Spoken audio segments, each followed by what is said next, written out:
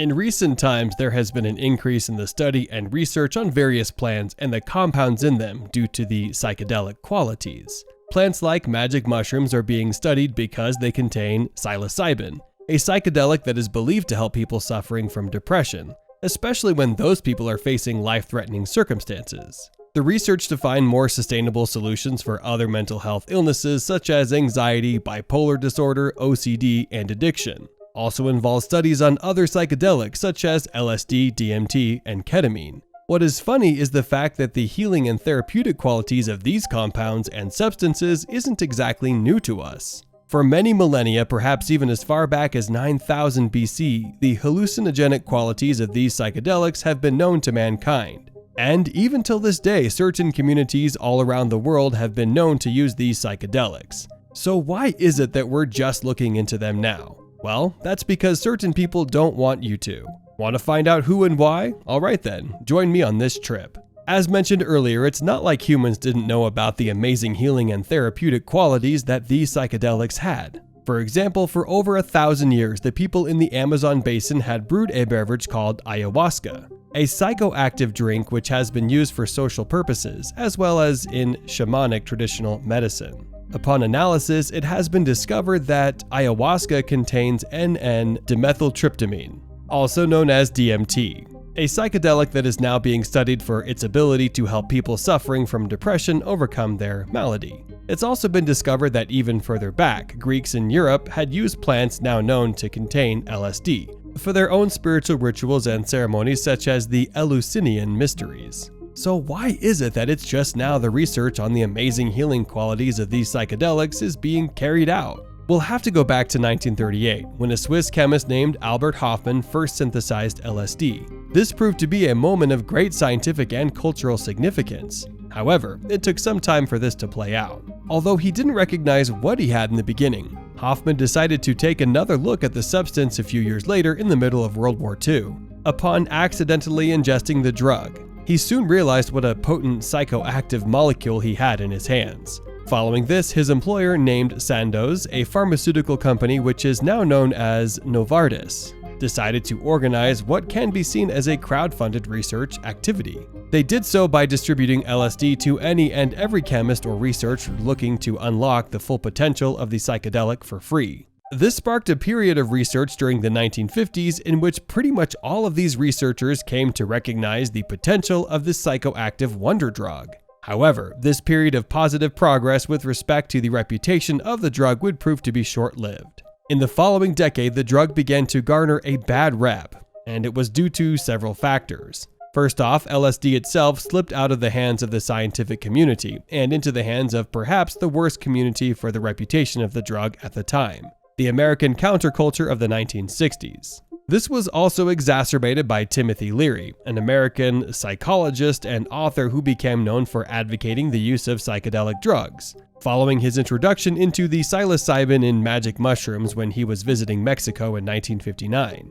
Following this, he founded and led the Harvard Psilocybin Project, which is where he carried out tests and studies on the therapeutic properties of LSD and psilocybin during the early 60s. However, the research soon became scandalous after Leary was fired for partaking in the studies by taking the psychedelics drugs, along with the subjects, and pressuring his students to participate as well, despite several students denying that they were forced to take psychedelics by their professor. Nonetheless, Leary remained undeterred by this setback and decided to push on with the advocacy of the wonder drug, which he believed to have a great potential for therapeutic use. He developed a philosophy wherein he believed LSD would propel an individual's ability to expand their mind and seek out the personal truth that may be affecting their mental health. Unfortunately for the reputation of LSD and other psychedelics, Leary's advocacy and promotion of these psychedelics soon led to a rise in his reputation as a figure of the aforementioned American counterculture of the 1960s, especially after he coined the now timeless catchphrase, "Turn on, tune in, and drop out." As Leary explained himself, this was a call to activate your natural and genetic equipment and become sensitive to various levels of consciousness, while interacting harmoniously to the world around while detaching yourself from involuntary and unconscious commitments, so that you can achieve a sense of self-reliance and self-discovery.